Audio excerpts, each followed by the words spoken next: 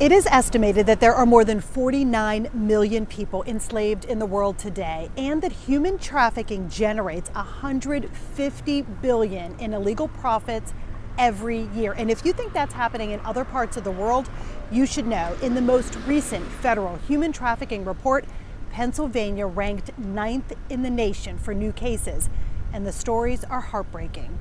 My victimization started at a very early age. I think it was about the age of 3 when I learned about sex.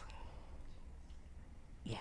For Tanya Taylor, growing up meant days filled with being passed from family members to friends.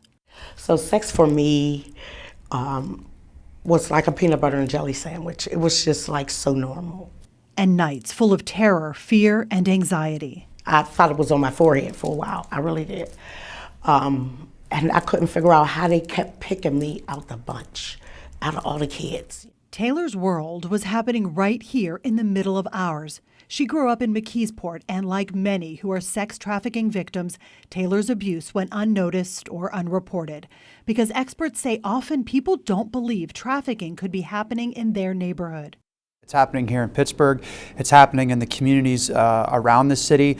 It's a lot more prevalent than I think people realize. FBI Special Agent Tim Wolford says every FBI field office, including here in Pittsburgh, has active human trafficking investigations, a crime that Agent Wolford says has evolved, making it easier to target children and hide the crime. And they could be sex trafficked right there in the house, and the parent doesn't even realize what's going on. They think the kid is safe upstairs.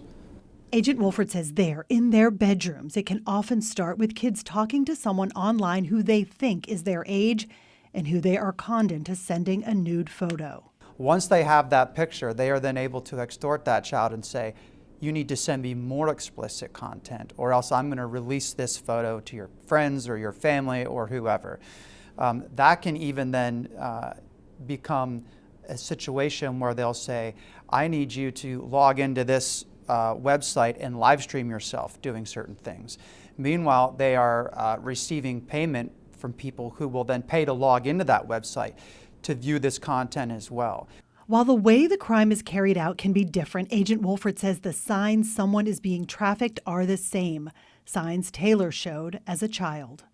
I didn't talk until I was like 8 because I didn't want to meet nobody. So you say, hi, how you doing? And now I'm playing with your daughter and I'm over your house. And I'm like, no. So we don't want to do that. Taylor says her silence was to protect her, and Agent Wolford says that is a telltale sign that we should all be aware of, as well as changes in behavior. Sometimes you'll see women maybe who become maybe disengaged. They don't seem to have control of their social media anymore. They don't have control of their finances anymore. These are signs typically that maybe something is going wrong. I was a heroin addict. I was homeless, sleeping in abandoned houses, eating out of garbage cans, all of that stuff. For Taylor, dealing with the pain meant trying to soothe it.